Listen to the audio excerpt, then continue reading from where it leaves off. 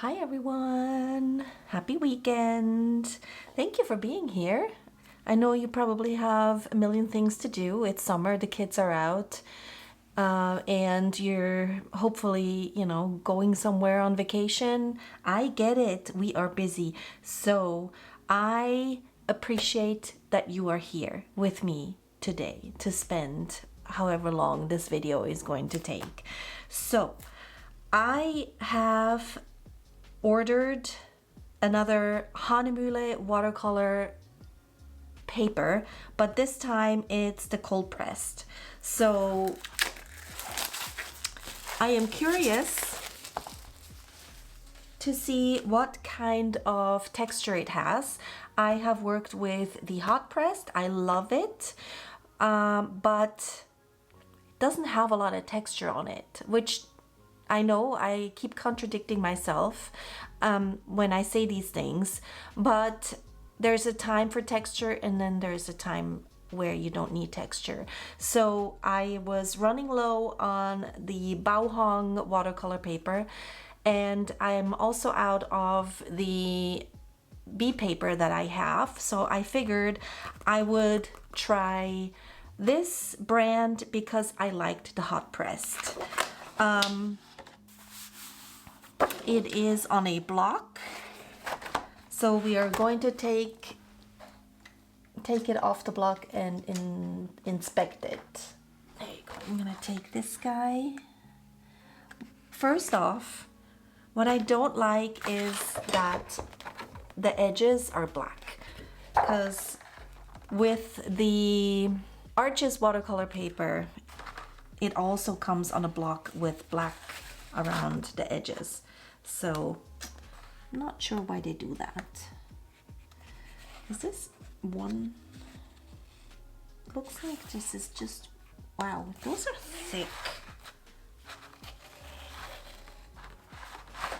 All right, this is just the top page, so I'm gonna take it off. And is it? No, it's not. Anyway, I meant to take it off anyway, so I did take off the first page. But I always like to see what the front and the back of the paper looks like, so that's what we're gonna do. If this paper is as great as their hot pressed paper, then I am going to be very happy. It is a 9x12, and usually I like to cut it in half. I like to work on the 6x9.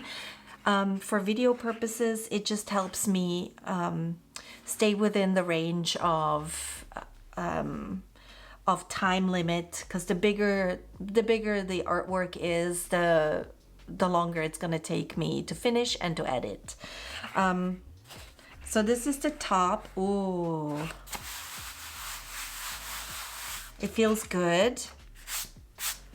It's not too rough on the front, and the back is perfect, even for like if I wanted to use the colored pencils. So that makes me very excited. Now again, like I said, like if you can see where I tore it off, because you can see that black line. I might have to cut it off. Hopefully it'll just peel off easily. No. So this is a bummer, but that's not the end of the world. I will just have to cut it off. I could sit here and peel this off, but I'm not gonna have you sit through it. Anyway, you get 10 sheets, which if I cut it in half, I get 20, which is great. It's a little bit more expensive than the B paper is, because with the B paper 9x12, I get, 6x12, I get, I think 50 pages or sheets.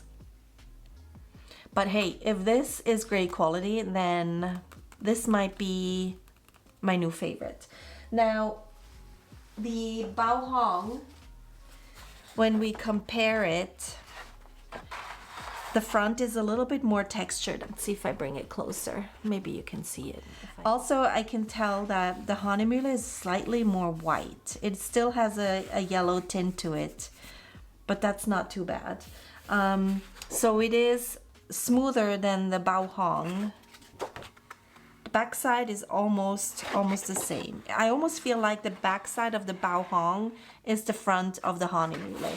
Now I have probably completely confused you, but it doesn't matter because the Bao Hong is gonna go to the side and we're just gonna focus on the Hahnemuhle. So I am curious to see how it will hold up when I start adding water to it, because I like to use quite a bit of water. So I'm gonna cut this in half, and I need to replace my blade, it seems. And then we'll have a great size to work on. So I'm gonna get my colors ready. I don't really know exactly what I want to, what color scheme I want to use. I don't know. I'm gonna look at it and see what I feel. So these arrived in the mail and I want to try them out. I ordered these with the money that I made through the affiliate link from Amazon. So thank you very much to everyone who clicked on the link, purchased something, and contributed to this purchase. I really, really appreciate it. I have to say, they weren't cheap. So if you're looking to buy the same set, it was over $60. Granted, you get 10 watercolor tubes in this set. However, they're tiny. So I just want you to be aware of that. I want to quickly swatch them because I want to see how true they are to the colors that I've seen on here and online, so that we can go from there. Let me show you what they look like. It does have the Imperial purple in it, which I'm very happy about. I like purples, but I find it hard to find a good shade of purple. And if it's anything like this one here on the packaging, then I will be very happy. But just for comparison, I want you to see what the difference is between a 15 ml tube, just so that you can see how big of a difference it is. I have this swatch of paper. We are going to quickly swatch these, and I'm just gonna lay down some water so that we can put the colors in. And I want to go by the colors on there so that we can then compare them real quick. I'm also just gonna take it from the tube, except it's pushing out of the tube, which makes me think that I might have to take it off before I close the tube up again, because I don't want to waste any of it. I'm feeling a little bit precious with these colors.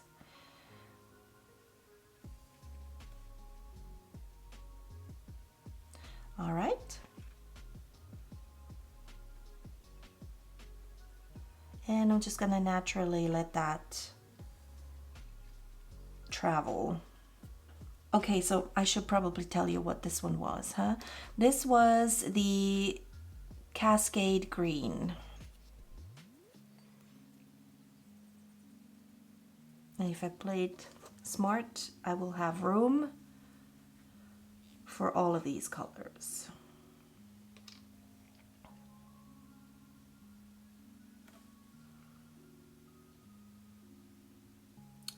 use too much.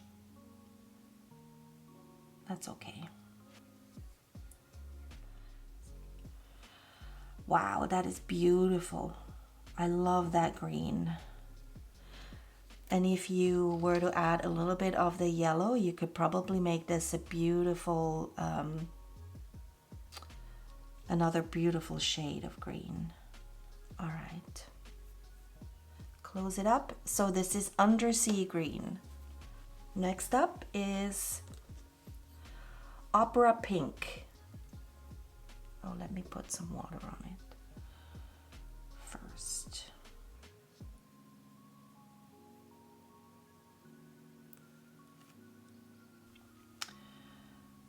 Whoa. Wow, that is neon pink, huh? Holy moly, I have never seen a pink like this before. I am very excited about this, and I am not a pink person. Holy moly, there's a lot of water on this. I'm gonna grab some out of the cap. Wowzers. Now that is exciting. It looks much more subtle on the packaging. Let me just bring this down a little bit.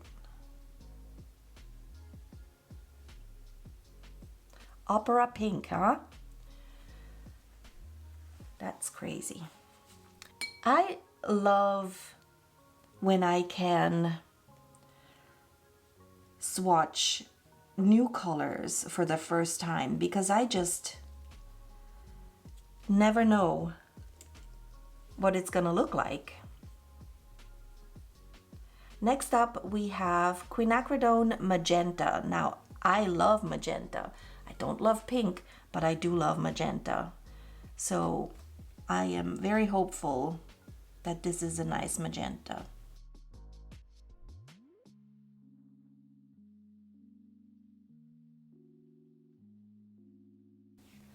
So let's let this travel for a little bit, see what it looks like. I'll give it a little bit more water here.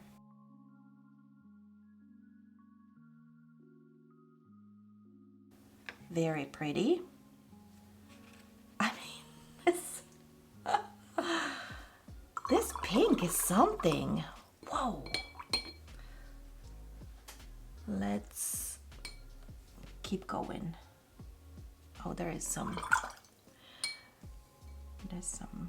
pink still on here.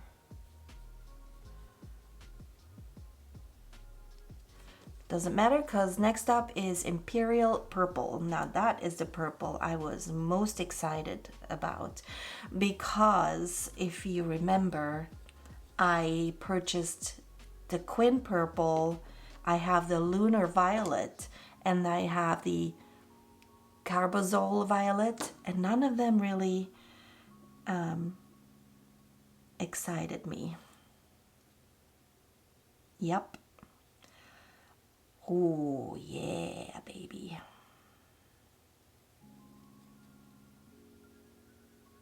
Oh, beautiful.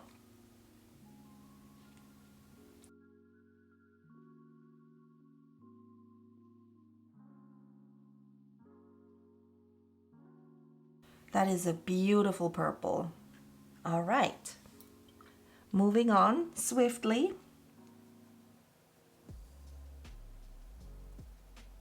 Put some water on here. We are at Nickel Azo Yellow. I don't know if I'm pronouncing these colors right. Yeah.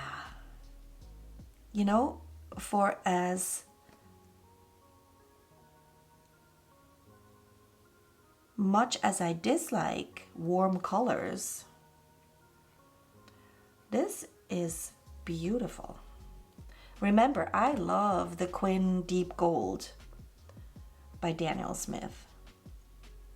So this is a nice addition.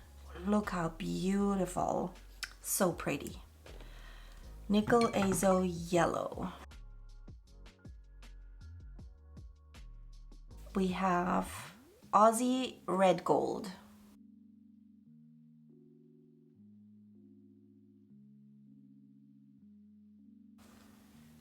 Again, wow, they're just really beautiful floral colors.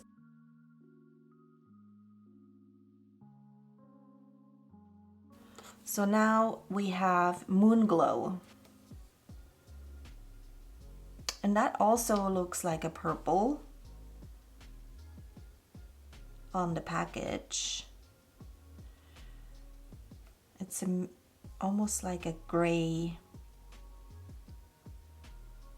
purple.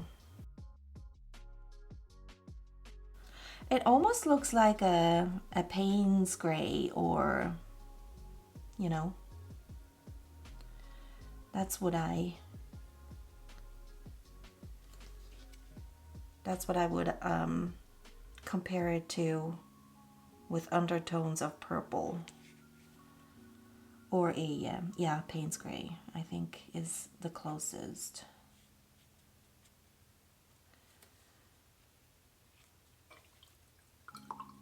That purple has a lot of pink undertones, doesn't it? Look at on the edges where it dries, there you can see quite a bit of pink.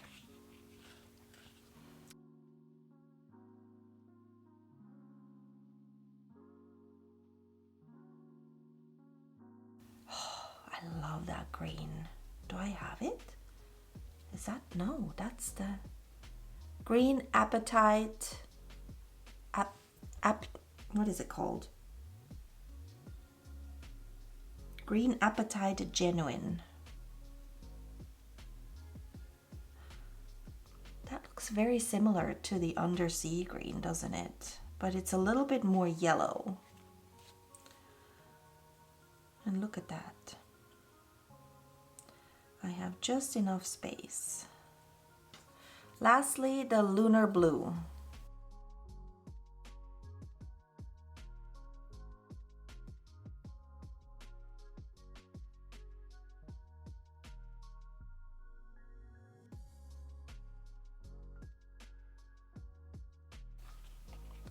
Well, here you go. Holy moly, that pink does not belong, does it? That is crazy. I definitely might have to tone this one down a little bit. What do we think? See how interesting it is and how important it is to do your own swatches? Because I would have never expected that pink to be this in your face. Don't get me wrong, I kind of love it, but anyway, that green is beautiful. I love how it's almost like two-tone.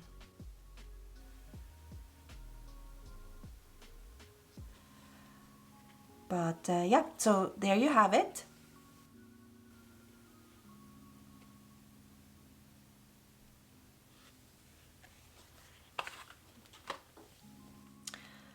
And let's create something fun.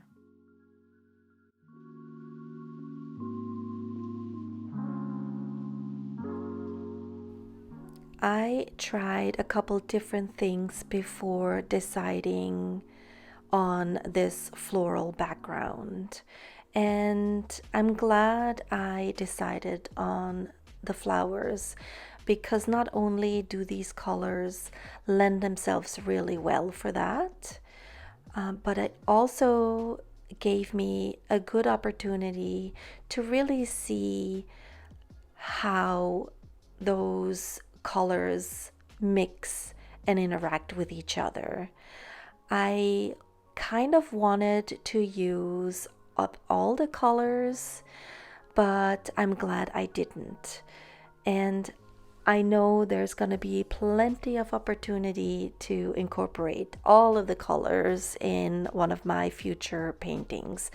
I am not worried about that at all. But when I play with new materials, I am always a little apprehensive and a little shy. And so I needed to find something that was easy for me to do. And I am familiar with these petal shapes, and so it was a good exercise for me. I kind of wanted to go more crazy with mixing the colors, but in the end, I am glad I didn't. The next flower that I painted had a few more colors in it, and at first I was a little bit worried that the purple and the yellow were going to mix up too much and result in something muddy, but the final result in its dry stage is so pretty, and I can't wait for you to see what it looks like in the end.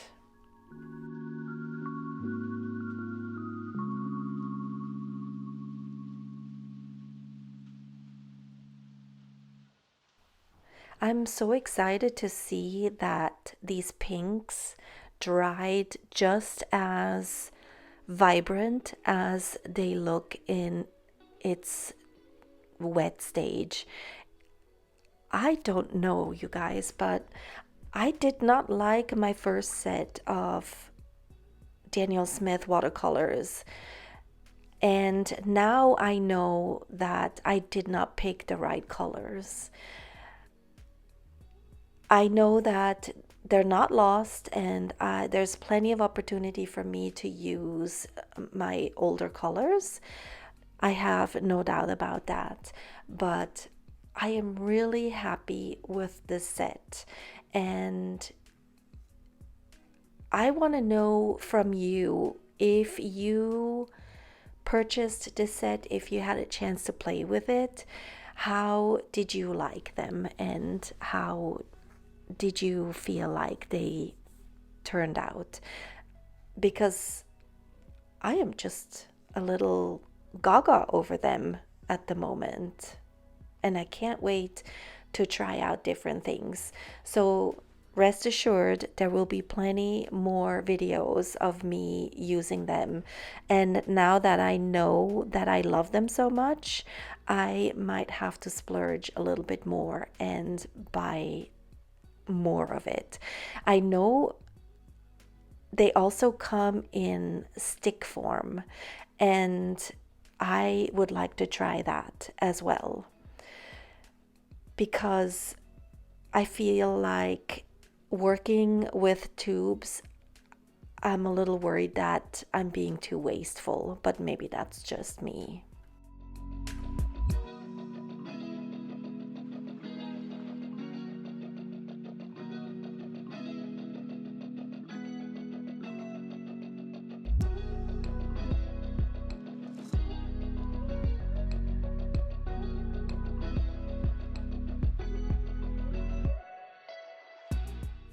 Now that I have gushed a lot over the colors, I quickly want to say a few things about the paper.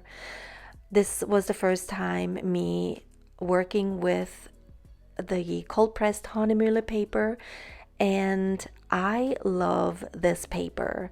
I am so happy with this purchase as well, and I think the two together really match well, and I need to stock up on all of it now. That's all I want to use from now on. And it really is interesting because in the beginning, when I first started out, I was perfectly happy with the cheap stuff. But now that I see what the more expensive materials can do, I can understand that you can get addicted with buying things and seeing the end result and just being happy with the outcome. Now, you know, if you've been here a little while, that I have bought expensive materials before and I didn't like them. So that's not to say that you should only buy expensive things, but if you have a chance to treat yourself to just maybe 1 or 2 colors and a small pad of some good watercolor paper, I encourage you to do it. You will be amazed at the difference it makes.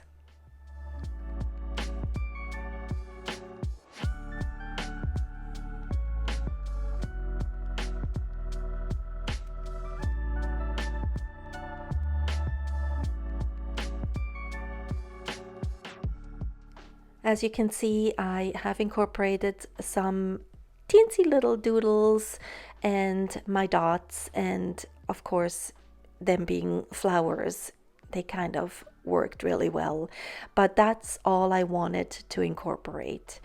And so with that, I am almost at the end here, and I am curious to hear what you think.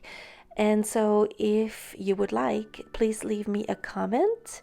I always love reading them, and let me know what you think about those colors if you've worked with them. And if you have not, would you be interested in trying them out for yourself? And so now I'm gonna leave you with the rest of this video. I hope you enjoyed it, and I will see you next week.